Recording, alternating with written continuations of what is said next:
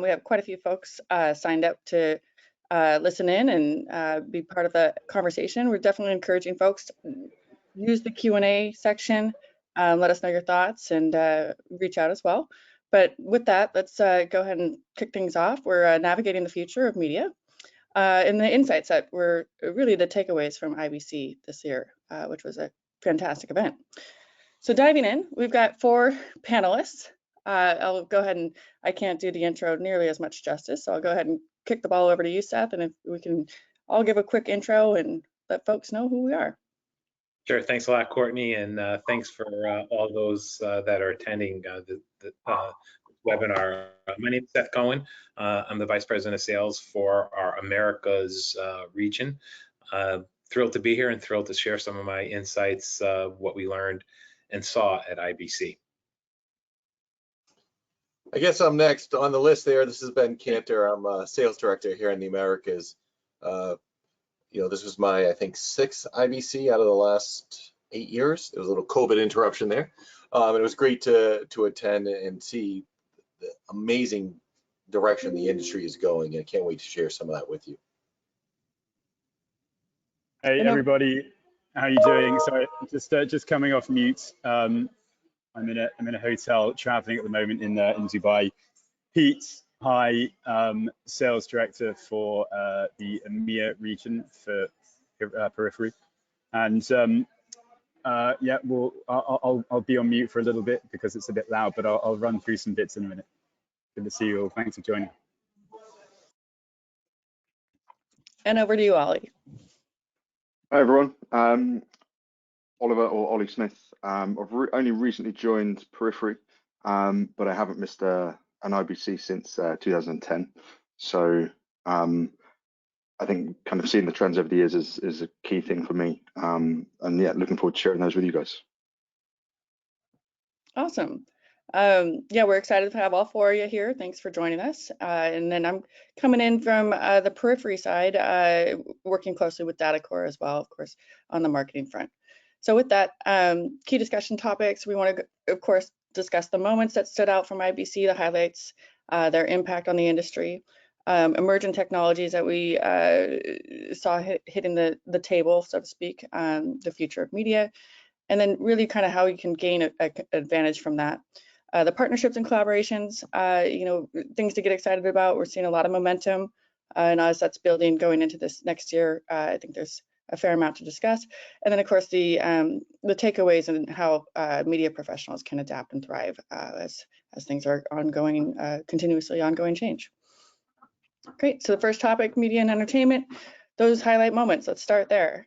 Over to you, Pete, Seth, thoughts? So. Yeah, hey everyone. Hopefully there's not too much distortion in the background. So, I mean, like everybody else, for me, many IBCs under my belt, and for many years previous to DataCore and Periphery, Object Matrix have been banging on about the same thing, which is essentially replacing legacy platforms with something relevant and something suitable to the way we consume and manage and distribute our media content. And so, of course, during COVID, there was a big rush to cloud, and that was the thing.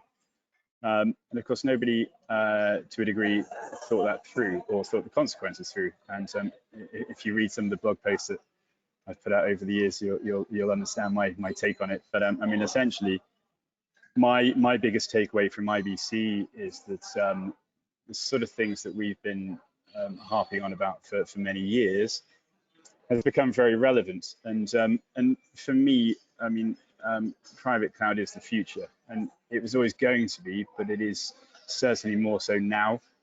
I mean, there's reasons why having all of your data held at ransom in public cloud is not ideal, and we've heard many stories as to companies that's happened to, but also stuck in legacy workflows where I guess your storage platforms aren't suitable to the way you consume and distribute media. It is also not ideal. I was on a panel talking about hybrid and whether hybrid is, sorry, what sort of hybrid is suitable in modern day workflows. And I mean, hybrid's there. Hybrid's been around for a long time, and we all use the cloud, and we will continue to in some way. But when it comes to archive content and being able to do more, having a private cloud deployment is certainly the way forward.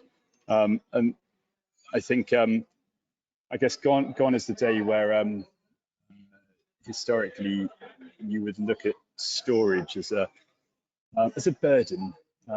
We've got all this huge amounts of video content, but it's a nightmare because storage costs are prohibitive and they keep going up and up. Well, actually, the value of your data, of course, is considerable, and the implications of having to reshoot or I don't know, retake another live tennis match or something. It's not going to happen. And so we've always talked about the value of disaster recovery, and more to the point, full business continuity. But I think now it's about having the right platforms that actually it might cost us a bit of money. We should look at investing more in our storage platforms, because actually there's a lot of value to that, and it's not just in protecting that content. When we talk about private clouds now, it's having the ability to do more, and it's also adding value to your content. So many companies that would protect and store content for other for their clients, actually, do you know what? You've got a private cloud, so let's start to offer managed services. Let's start to generate revenue from that content. And that's the reality. And with a private cloud, you can do the same as you can with public cloud. You can do the same, you've got the same integrations, you've got the same options, you've got the same commercials as well, but you can do more. And so my takeaway is that the future is certainly not public cloud. The future certainly isn't tactical storage that isn't relevant. The future is private cloud. The now is hybrid, and the future is being able to do a lot more of your content. I'll mute for a second. Fair statement. Absolutely, we are seeing the trends going this direction.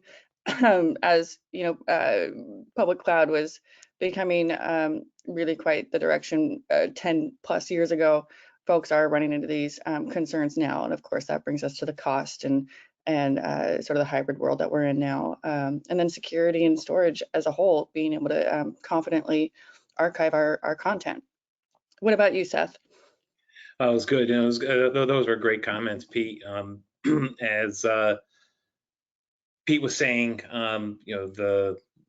the trend towards moving towards the public cloud and then coming back down, given the reality of some of the costs and egress fees that were going out there, was certainly something that we heard amongst a lot of people. This was my 10th IBC, and aside from seeing all the incredible technology, new cameras, new ways to automate workflows, new ways to deliver content, which is something I always look forward to in going to IBC and to being able to see all those technologies. It's one of the common things that we're hearing as people are taking advantage of these automatic workflows, of these increased cameras, of the densities that are being created, is the ability to be able to find your content and to find it quickly, and then being able to reuse it. The common theme amongst all the IBCs I've ever been to is content is king. And given our role as a container for it, as a protector of it, and as a deliverer of your content, we saw that very much loud and clear. We saw people excited to take advantage of the new technologies, to take advantage of some of the new ways that things can be done. And then we saw something also interesting, as Pete had mentioned, with the egress fees from the public cloud. This also intersected with a time, and thankfully, and congratulations to the writers for, looks like what they're finally solving, the strike. We saw studios, again, now looking to reuse and remonetize that content. That was a common theme that we consistently heard of people coming to our booth. How can we help them? with this process? How can we help them get to what they need to get to, and how can we help them deliver that out to their editors or the people that are disparate across the country, the world, that need. Very interesting time. If one thing became clear to studios, broadcasting houses, even people from the editing field, is they needed, it became very apparent that they needed solutions and solutions around how to get to their content, how to and how to manage that content, and also obviously how to do it in a more cost-effective way to make that done. We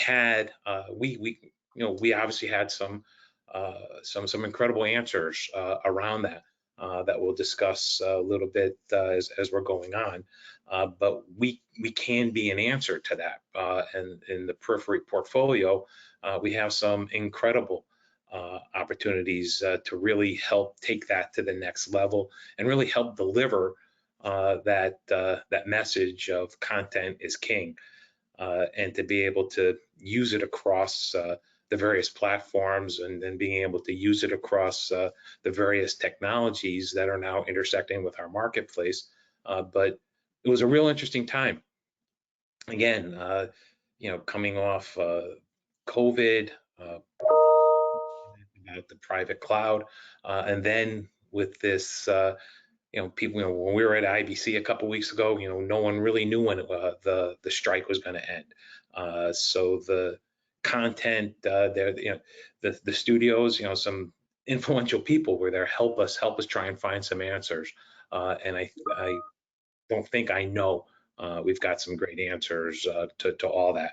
And again, we see the writer strike ending, and hopefully the actors will soon be following, and we'll see a rebirth of some of the technologies that we talked about today actually come into fruition within the next couple of months. Yeah, well said. Absolutely. That actually takes us into more of a discussion into the future and what sort of all these emerging technologies come together, how folks can really lean in and look to gain a competitive advantage. Everything from, the content is king, the mass amounts of data that folks are looking to archive, and I'll kick that one over to you, Holly. Get some thoughts around that. Yeah, I mean, it's been a buzzword for a while now, but artificial intelligence and AI and the applications thereof have been kind of talked about and is used. I think every other conversation I have involves ChatGPT to some degree. But the big takeaway that I did have from most of my conversations at IBC was, if a company isn't already implementing some level of AI, they're definitely planning to do so in the next, in the coming months or years. And that's a big consideration, especially when they're looking at those longer term archives or active archives. The implementation of AI is something that's right up there in their budget and their POC kind of forms. So, I was expecting it to kind of be knocking around, but it was kind of on every single person's agenda, which was surprising, if I'm honest. I knew it would be around, but it was, yeah. So I think AI is something that's very important. I think people are going to be looking at very closely. I still think it's in its infancy in some of the applications for the media entertainment market. Again, the buzz is kind of around the more consumer-led stuff at the moment, but we're starting to see things being built out, and I think that leads into possibly what Ben is probably going to talk about with regards to containerization and how to kind of effectively distribute those AI and other tools kind of across the solutions that people are looking for. Yeah, Ali, I think you make a great point about AI. It in some ways I felt it's the buzzwords that cloud was a number of years ago. But I do, in the conversations I had, I think people learned a valuable lesson from the cloud. It was like Hotel California. Everybody got in, and then once they realized they wanted to get out, and they found out it was not that easy, and they were stuck. And now we see that boomerang happening, people being a little bit more thoughtful about, okay, if I implement this AI, am I stuck? What is my lock-in? How do I take advantage of it? And that takes that conversation into Kubernetes and containerization being the next generation of technology. You know, you see more and more software applications being containerized, so it allows the mobility of the application. It allows you to run things anywhere in the, you know, true hybrid environment, not being forced to run AI only in the cloud and suffer exorbitant costs. But by comparison, run it on your own premise with your own data, building your own models, or maybe just taking some of it to send to the cloud. It's really unleashing people to do more without having to rebuy or overbuy or overpay for things quite a bit. And that just continues to be, you know, more and more. And the other thing I noticed, I saw a lot of people talking to about is the more and more integration of virtual reality or augmented reality and how that plays into their consumers that they're selling to. You know, how do they integrate that? How are they going to, when that becomes a major staple or demand for what they do they have the platform now that can support those things? You know, or are they going to be stuck like they are, you know, they had when they jumped to the cloud, for example, and they didn't have those capabilities. So now they're doing that boomerang back that, you know, Peter mentioned and Seth highlighted. So I have a number of infrastructure conversations with the impact of Kubernetes and containers. I think sorry, I was just going to add a quick thing. Look, great point, both. Great points. I think, and Ben, you touched on it then. The most important thing is, okay, anyone looking at AI workflows, however that might look, whether it's cloud-based or on-prem, essentially you need the right sort of platform that you can interrogate. And without that, then it's, you know, AI is a pointless conversation. And then it, as Ben alluded to, it sort of leads straight back to cloud, and then you go down that wormhole again. So you know, in reality, it's having that ability to integrate any sort of AI engine of the now or the future. And we've been working with a bunch for a considerable amount of time now, and all deployed in various different ways, some on-prem, some cloud-based, but all pointing to our platform, and has worked seamlessly for many organizations. And again, just to highlight the point, it's the right platform that's needed. You can bring all of these services, it's fine, but without the right platform, then it's virtually pointless. Mm-hmm. I agree, and I think that kind of also plays into, you know, the VR AR aspect, and I had quite a few conversations on that as well. There are quite a lot of startups in the VFX space, because that is becoming a huge pocket within VR and AR. Right, it's not just around real-time film; it's now around, you know, built around the VFX aspect, and those files are getting bigger and bigger, and the processing required is getting bigger and bigger, and that kind of plays into this never-ending loop of you need cloud to some degree, but then the cost implications and the lock-ins and everything else become a major thing. So I think VR and AR plays into kind of all of the above big time. Yeah, well said. I mean, that takes us actually into sort of a nice segue over to opportunities and things that we're seeing with folks collaborating on the cloud component, the cost and ability to shift storage and large amounts of data, large amounts of content and files. So maybe we can touch on that briefly with the more conversation around AI and edge and where that's kind of taking the world, and then some of the synergies that we've been seeing. Sure. Go ahead, Pete. Yeah, thanks. So, I mean, in terms of our ethos, it's always been the same. It's never changed. So, we don't have a concept of enemies.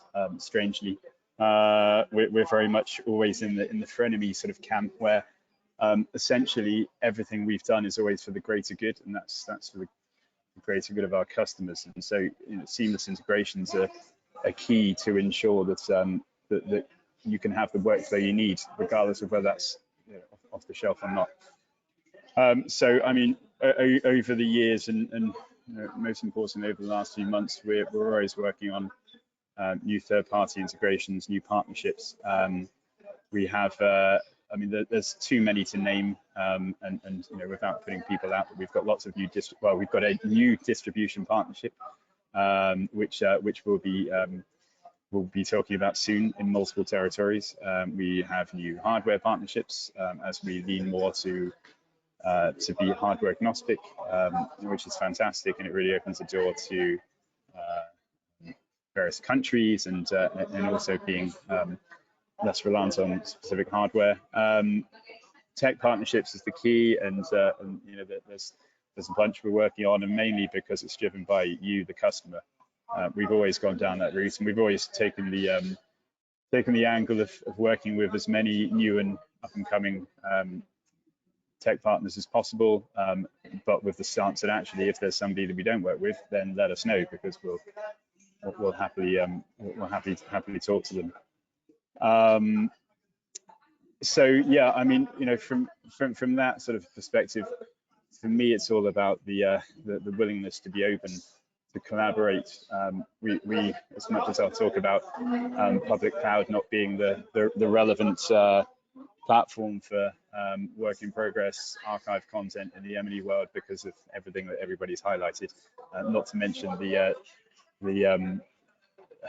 prohibitive cost of moving away from them if you ever wanted to. In reality, we're a hybrid platform as well, so we integrate with those. So there's nobody we do not integrate with, and that's the point. I think the point is, with any platform now, regardless of who it is you invest in, it's got to be open. So you can do all of the lovely things that we've spoken about, you know, running AI engines, changing your MAM, I don't know, you know, whatever it might be, without having the tie-in because your storage isn't suitable.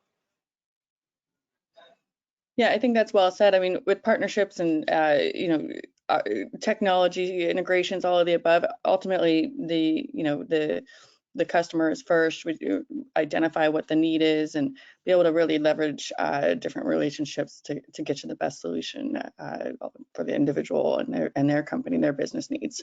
So nicely said. That kind of brings us into oh, are there more thoughts? Sorry. Yeah. Yeah, you know, again, kind of adding on to what Peter said about the partnerships is, again, a lot of the folks coming up into our booth and around the show are looking for best-in-class type of solutions that don't have vendor lock-in. So that you're able. Our customers, our future customers, our resellers are able to actually create a mosaic of best-in-class technologies and then deliver that to the end users, or the end users really being able to spec in best-in-class and really create an all-star type of lineup. Leveraging synergies was a common theme amongst all who we're talking to. And we're a superior software solution looking for superior technology solutions to work together with. We, you know, as Pete mentioned, we've got numerous amount of technology partners and relationships and synergies. And one of the new ones that we're very, very excited about is the Seagate relationship. Seagate's come out with some technology that they were able to come out with some very high density drives and some very cool boxes that, again, for content being the king that it is, content also growing in density sizes. There are partners out there that we're working with, of which Seagate is a considerable one right now, where we're able to put a large amount of storage in one box in one place, and then utilizing our technologies to go ahead and move that around and save it and archive it and really take advantage of everything that's there. That's a relationship, you know, we're excited about, they're excited about, and we can help grow seamlessly with the end user community to be able to keep up and meet up the demands without interrupting any kind of workflow ongoing workflows that are there.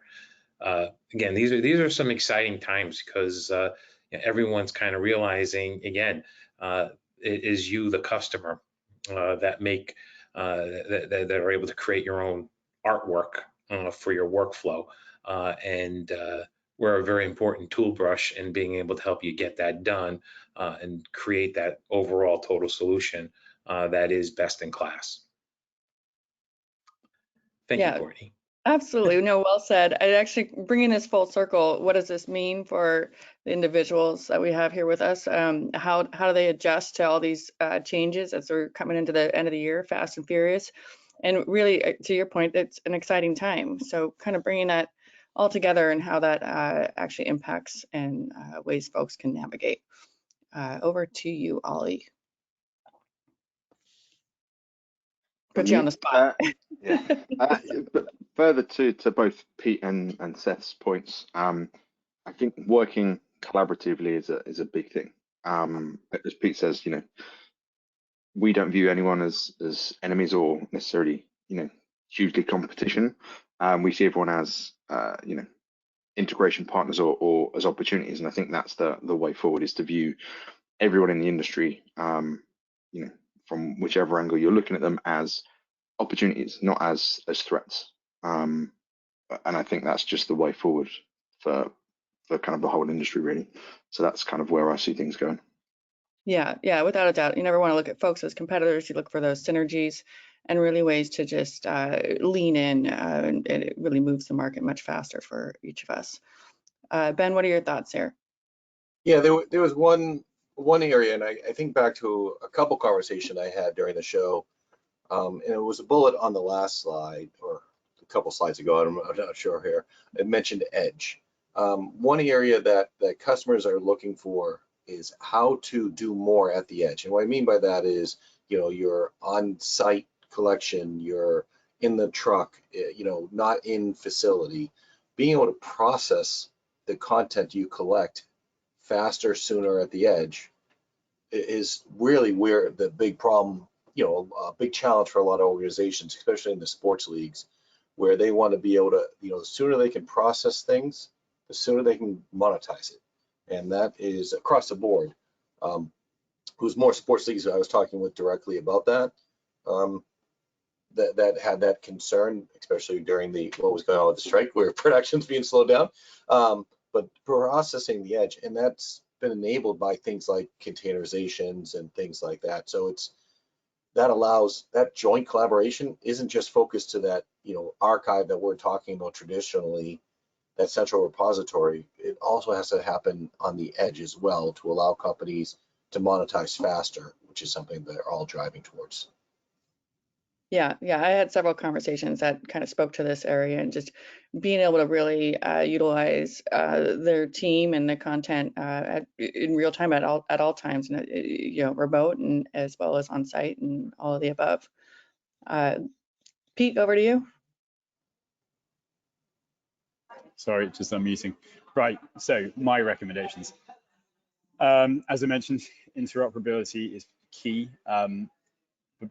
Basically, make sure whatever you invest in, regardless of what it is for the right reasons. So don't just make the rush to public cloud just because the flexibility or the commercials on paper might look attractive. Certainly don't just buy dumb storage because it's cheap, and certainly don't go down that path before you explore other options.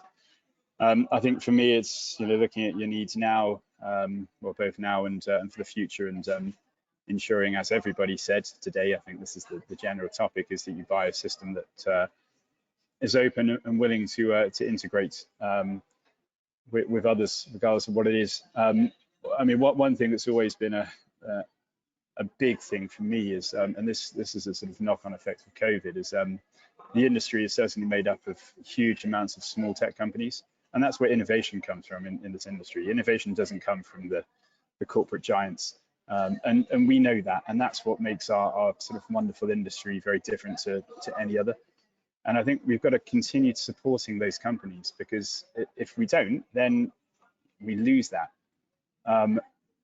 fortunately, most organizations that we work with too, and they understand that that's where technology and certainly the next best thing comes from. So, and that's what's great about IBC is actually a lot of sort of smaller companies have the chance to showcase what they do, and that's how we've all got to where we've got to now, which is fantastic. So again, my recommendation is make sure you invest in the right platform. Make sure you look at the technology companies available, and again, work with a company that's willing to work with you, because those that value you will stay with you for the journey. And just one sort of one last point on that. A lot of our customers have been long-standing with many 12 years plus, and the reason we have those is because we've done all of the above. Yeah, the constant innovation, staying at the forefront, taking into consideration, what's happening in the industry itself and where things are going. So bringing that, toward the AI component that's played such a major impact right out of the gates and continues to, and bringing all of that together to sort of their own personal need and the personalization for each business and each individual. Absolutely. Seth, any thoughts on this? Yeah, I mean, I just love the title of the slide, Adapt and Thrive, because that's exactly everything that we saw during the show. We've been hit with, for those of us that service this industry from a technology standpoint, the Adapt and Thrive has been a consistent theme for the past couple years, COVID, and then wrapping into what I mentioned before. Obviously, when we were at IBC, we didn't know when the writer strike was going to get settled, but it's, we're peering on that right direction. But the technology that is out there that we saw at the show, and still have the same workflow. We still have, it's obviously adapting and it's changing, but the workflow of shooting, editing, and delivering is consistent and will always remain the same. We're just, the technologies that are there to help us do that are here, and they're continuing to keep on getting better. And I think as a kind of a wrap up to everything, as we've talked about just the exciting things that are going on in the industry right now, and the cautionary tales of these speed bumps, like a COVID, like a writer strike that happen, being able to utilize technologies that can help you adapt to those unforeseen but truly almost predictable and cyclical type of periods that we'll go through and we'll go through again. Hopefully not a pandemic and hopefully not a strike, but there'll be some other issues that will come up. But to be able to have the technologies that you'll be able to take advantage of that will not only help you adapt into your current workflows, but help you thrive through them. And that's what I think the message is that we have, that we can have work with you. And then you'll be able to see more, NAB New York coming up, NAB Las Vegas coming up. Look forward to seeing whoever we can at those shows, and continue to keep on continuing the conversations. And for that, I thank you all for giving us this opportunity to talk to you. Courtney? Yeah, absolutely. Well said. I mean, I think you touched on a good point. We've really all adjusted to the adapt and thrive momentum that this day and age requires, with all of the different changes and everything from technology to individual needs and the recognition of different diversity within corporations and smaller companies and the likes thereof. And then of course the interesting part with channel and partner relationships that I've seen as well is, as folks are looking at their their goals and their KPIs and such, they're realizing that this is a whole area that can really help sort of connect the dots for folks to really bring things home with success and lean in together. So double clicking on the sort of outcomes that we're seeing across the board, specifically out of IBC and the conversations that were taking place. I'm going to throw it out there for any one of you four. Mm-hmm. I'll start it off. The outcomes. I think we've illustrated these consistently throughout the past half hour that we've been talking with each other. But we are seeing, again, as I just said, the landscape of how our workflows go.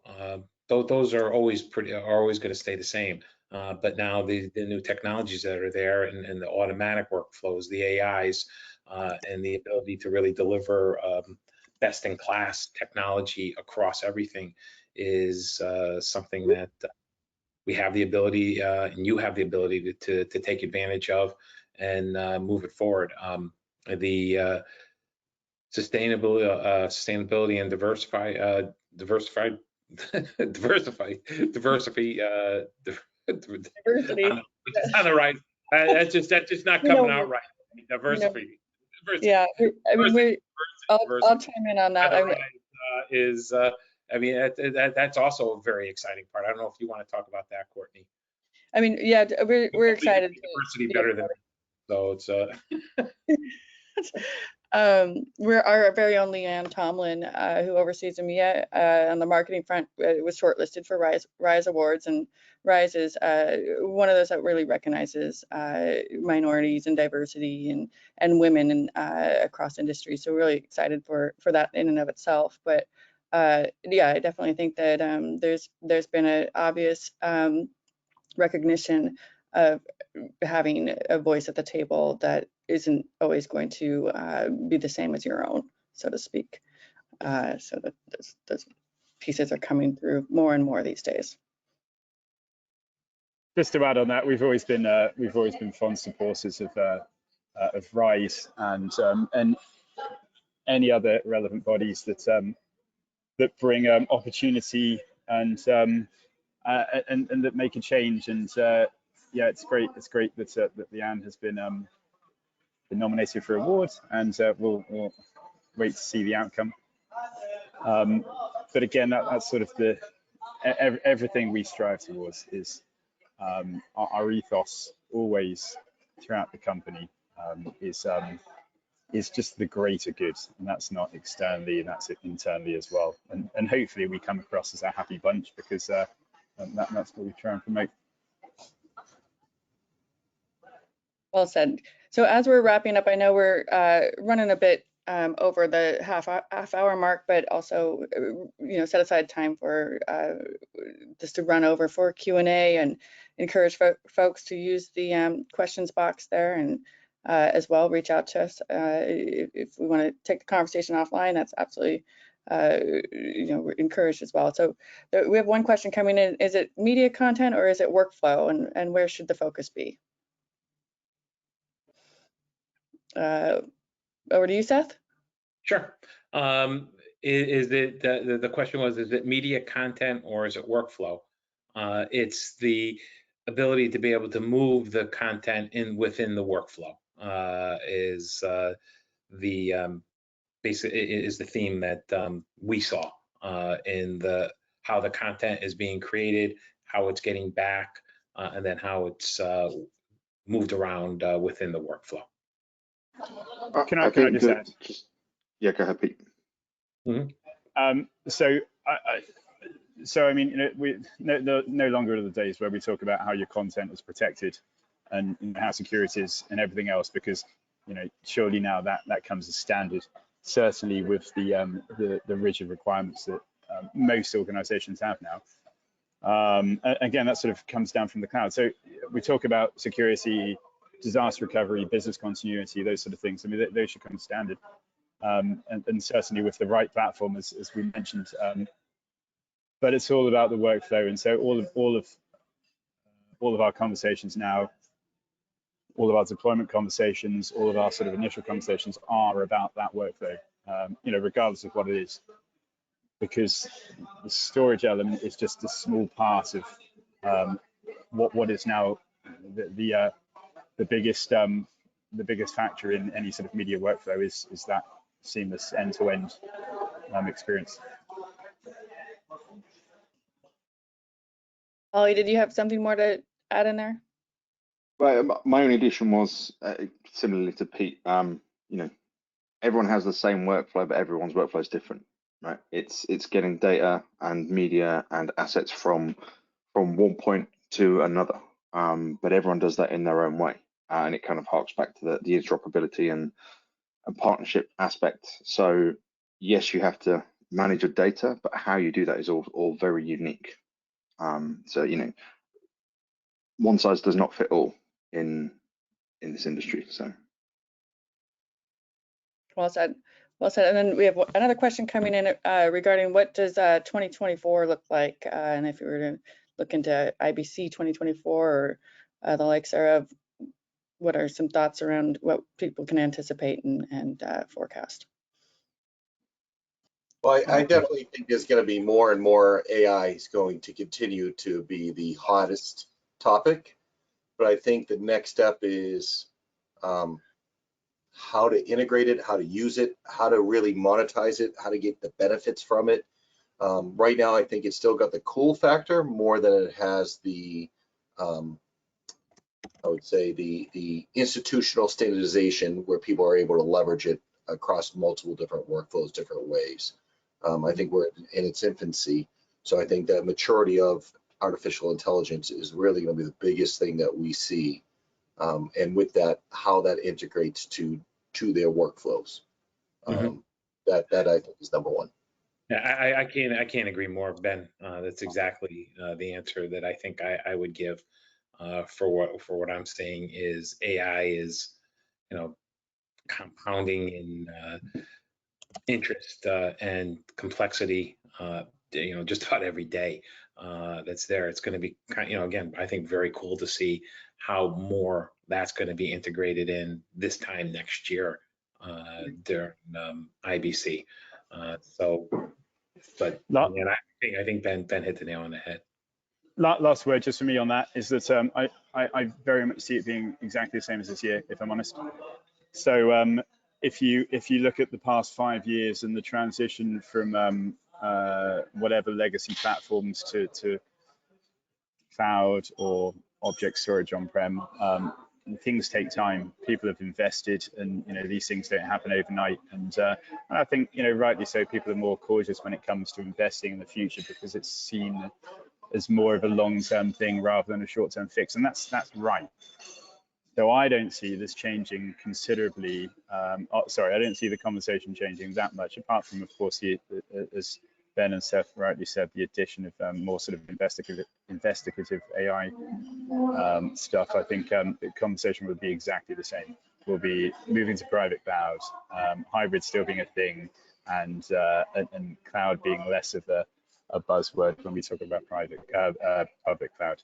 So I think this will probably still be, apart from turning up to IBC, of course, on hoverboards and stuff like that, will very much be still talking about the same thing. Yeah, Peter, to complement what you said, I think it's right. I don't think anyone is setting a budget aside for an AI purchase in 2024, right? They're definitely in the phase of, okay, it's on my horizon. How can I leverage it? Do I need to change my workflow or my my platforms to support it when I need it? Take advantage of it. Yeah, absolutely. I actually thought there would be a lot more AI conversations that would be more at the forefront this year. But without a doubt, leaning into next year, I think it's a safe bet to say yes, that's going to be actively a part of the conversation as folks are navigating how best to leverage and utilize their content as a whole. That kind of brings it full circle. Thank everybody for joining us. Are there any final? I don't want to cut it short. We are kind of running up at the top of the hour here. Final comments coming around round robin. Glad to have you guys. Thank you for Yeah, thanks for having us. Thanks for joining, everybody, and I'm sure we'll do another one of these at some point soon. Hope it was useful. Yeah. Maybe after. Thanks, everyone. Thanks for letting us sharing a little bit of your afternoon with us. Thank you for having us, and look forward to hopefully seeing you all soon. Yeah. Take care. We've got the hello@periphery.com if you want to follow up with any comments or feedback or questions, and we'll make sure we get this recording out there as well. So this will be up on the website and we'll share it with y'all. Thanks so much for joining us. Appreciate it so much. We'll see you in 2024 IBC as well. So count on that. All right, thanks everyone. Thanks for being put on the spotlight and the hot seat as our esteemed panel here. All right, cheers. Let's guys.